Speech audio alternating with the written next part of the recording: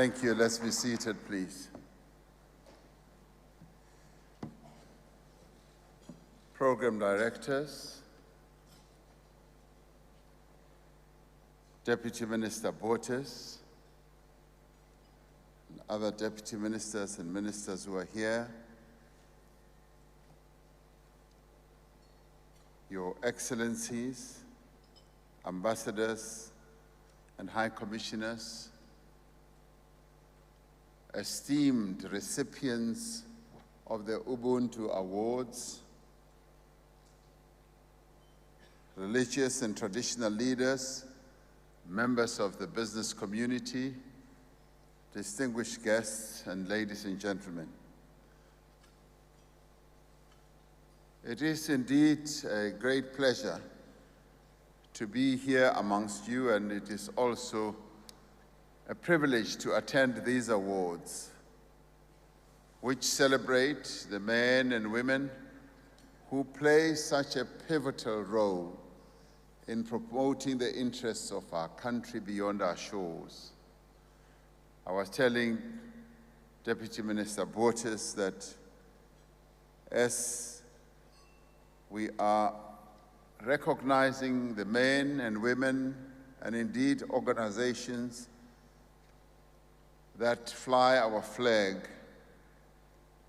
I'm singularly reminded of the one person who flew the South African flag for many, many, many years under very difficult and trying circumstances when our country was subjected to apartheid rule, and that was Oliver Reginald Tambo.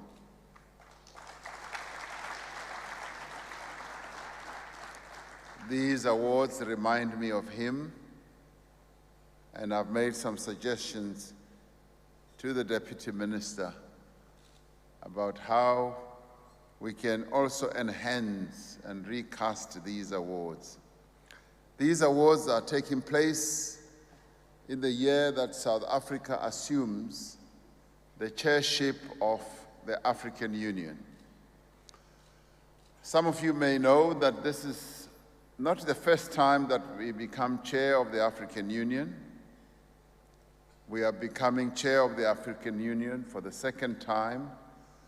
We first held the position in the year 2002 when the African Union was relaunched as the African Union on South African soil from the OAU to the African Union, and our own then President Thabo Mbeki was elected as the first chair of the African Union.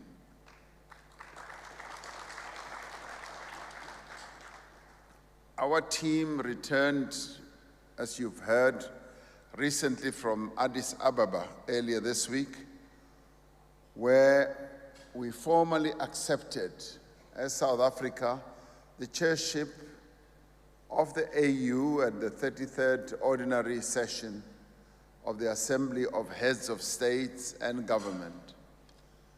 This is indeed an immense honor that has been bestowed on our country. As before, we are guided in this work by the rallying cry of the Freedom Charter, which says, "Let there be peace and friendship." And when the drafters of the Freedom Charter articulated that aspiration when they drafted the Freedom Charter, they were talking about peace and friendship not only in South Africa, but peace and friendship right across our continent and right across the world.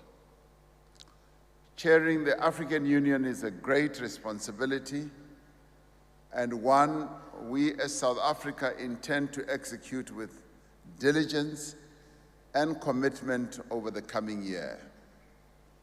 Supporting our diplomatic machinery will be the men and women gathered here this evening. It is you who are out there in the capitals of the world, from as far afield, if you like, from Helsinki to Washington, from Beijing to Perth, from Ouagadougou to Harare, working tirelessly to promote the interests of South Africa and to foster peace and friendship around the world, whether it is in business, in sport, or in arts and culture. Your efforts as South Africans continue to strengthen our country's position by acting as global ambassadors and keeping our flag flying high. And tonight, I'd like to say thank you, thank you, thank you for flying the South African flag high.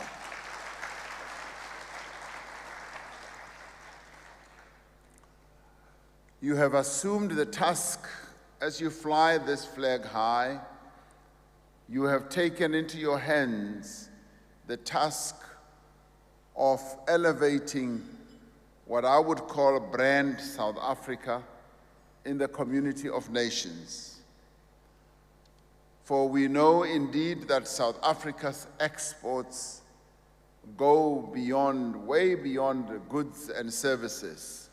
Yes, we export goods and services around the world to many countries, but we also export a whole lot of other things. We are rich in arts, in culture, in sports, in science, in business as well as in ideas.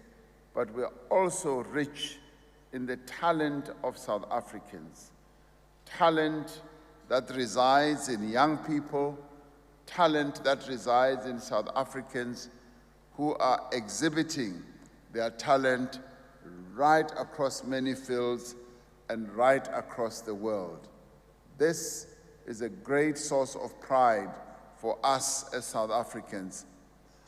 Yesterday, I had the honor of playing golf with an 8-year-old boy who is already number 7 in the whole world in his age group. Number 7 best golfer in the whole world is a South African. And today we also saw an 11-year-old who is already amongst the top 10 writers in the world. And we have the best rugby team in the world. Whether they like it or not, it is the best rugby team. So you can keep on counting the best this, the best that, the best that. And that is what we export. This is the South Africa that we are. During our term as AU chair, we are committed to strengthening the AU itself and other continental institutions, such as the Pan-African Parliament and the African Peer Review Mechanism. Now, this mechanism had weakened along the way, and I was delighted to see it rising again and becoming an effective mechanism where we as African countries do a peer review of each other, where we visit certain countries, look at the progress they are making, make constructive criticism of what they should do and make suggestions. And I saw it in action recently in our AU summit. And as South Africa, we are going to revive it, repackage it, and reposition it as well. We're going to work with the structures of the African Union to deepen the unity of our continent and to advance inclusive growth and sustainable growth and development. This we aim to achieve through supporting integration, economic integration, through supporting the industrialization of our continent, economic development, trade and investment, right across the continent. This will become particularly significant when the African Continental Free Trade Area becomes operational later this year.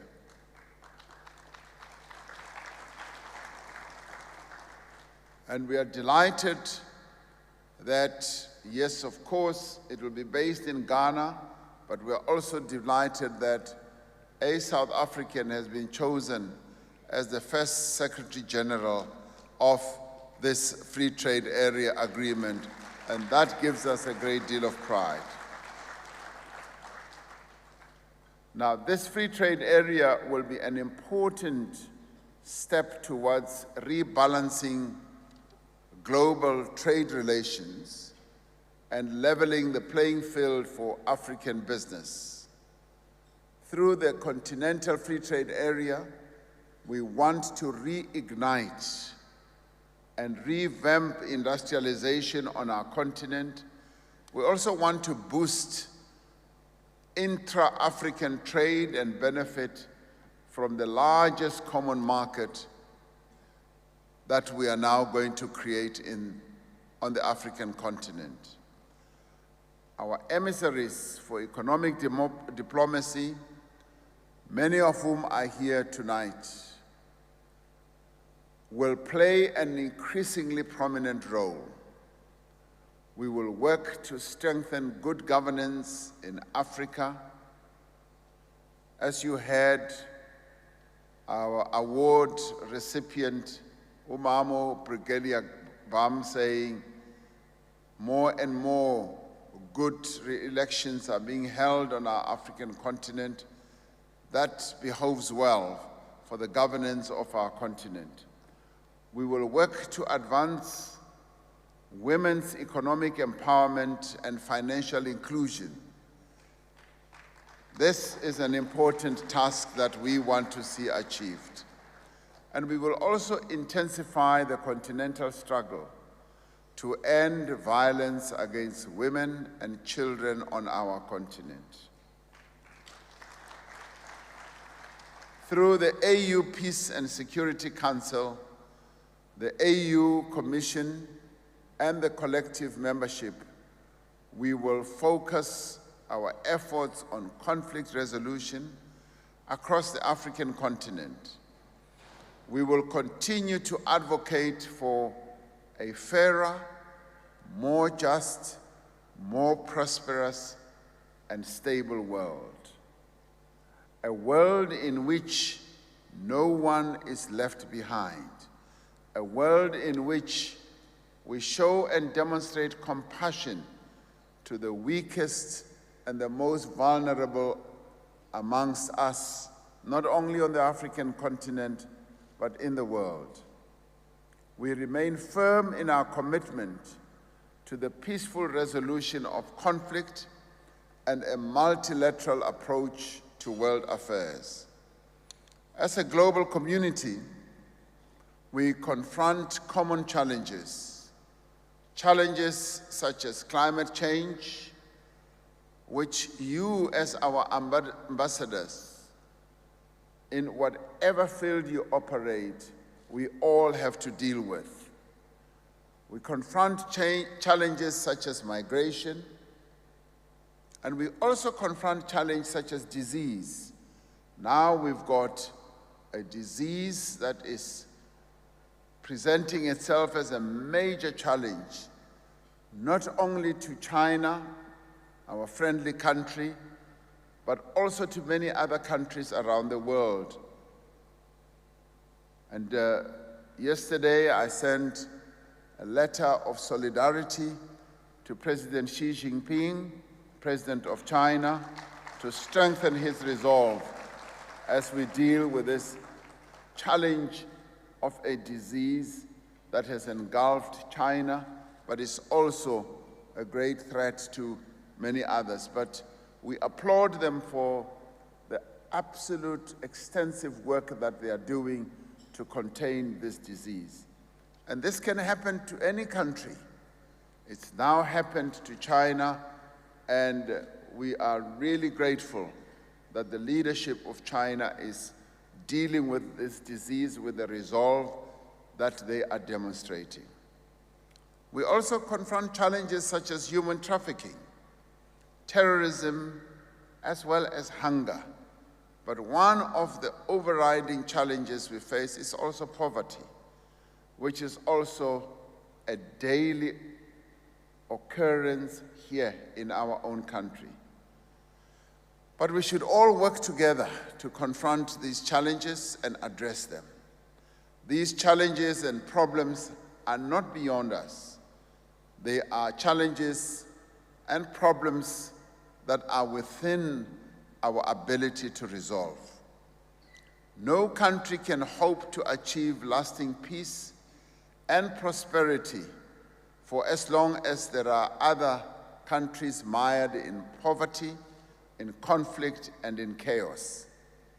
We need to work together to create that harmony, the harmony that the world needs, to strengthen a rules-based multilateral approach to global governance, to trade, to conflict resolution, to peacekeeping, and all other areas of international relations.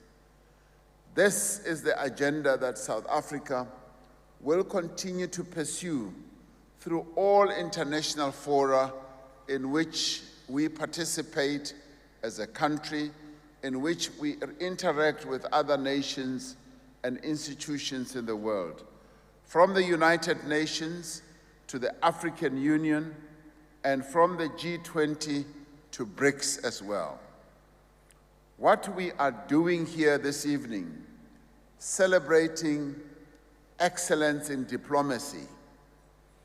And when we talk about this form of diplomacy, we're not only confining it to the work of our ambassadors and high commissioners. This is diplomacy that is overarching, in which many of us are all involved. All of us should see ourselves as being involved in being the good ambassadors and good flag carriers of our country. And this work aligns with our broader efforts to achieve the objectives that I've articulated, because conflict occurs only when diplomacy has collapsed. And it can be conflict in business, can be conflict in sports, it can be conflict between countries as well.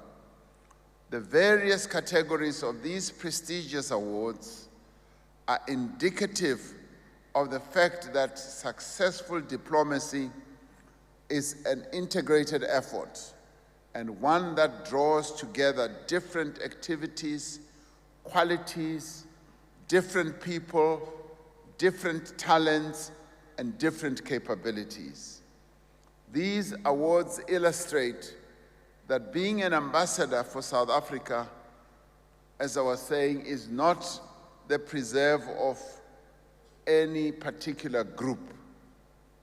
It is for the young as much as it is for the older, for the musician as much as it is for the politician, for the sports players as much as it is for our cultural artists, as much as it is also for business people.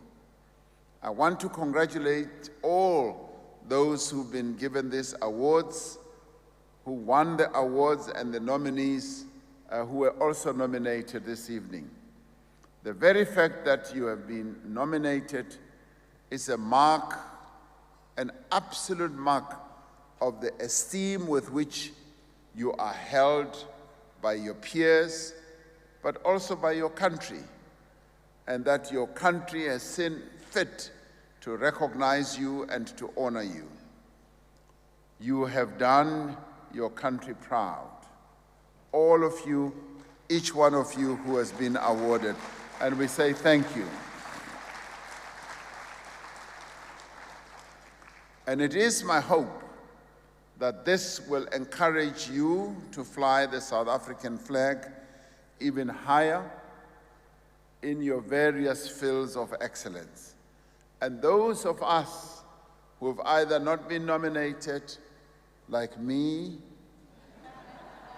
We should keep trying because we can also be nominated. So I am one among those who have not been nominated, but I will keep trying because one day I might be nominated.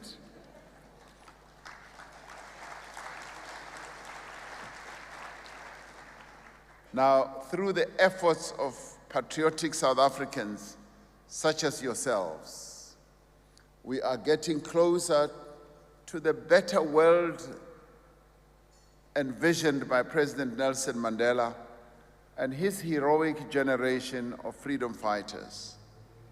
They envisioned a world, as they looked through the looking glass into the future, they saw a world at peace with itself, a world that places a high premium on human dignity, and a world that nurtures its young and cares for its elderly. Your example must serve to encourage others to become part of the forces driving positive change and progress. We all want to see a more humane and kinder world for ourselves and our children. A world in which those who have the means are able to do good for the benefit of others, expecting nothing in return, expecting no reward other than the knowledge that one has made the life of another just a little better. Just a little better.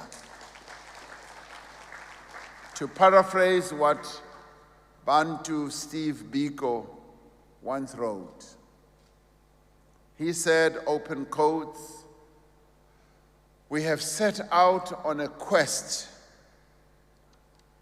for true humanity, and somewhere on the distant horizon, we can see the glittering prize. Let us march forth with courage and determination, drawing strength from our own common plight and our brotherhood. In time, we shall be in a position to bestow upon Africa and the world the greatest gift possible, a more human face." Close quotes. That was what Steve Bantu Biko said. Now, working together, I have no doubt that we too will succeed to build a better Africa and a better world. Some of you might recall that when we addressed the State of the Nation last year, we highlighted 7 priorities. And one of the key priorities we highlighted was that South Africa must aspire to build and to work hard to have a better world and a better Africa. As members of progressive humanity, driven by the spirit of Ubuntu, let us continue with our noble effort.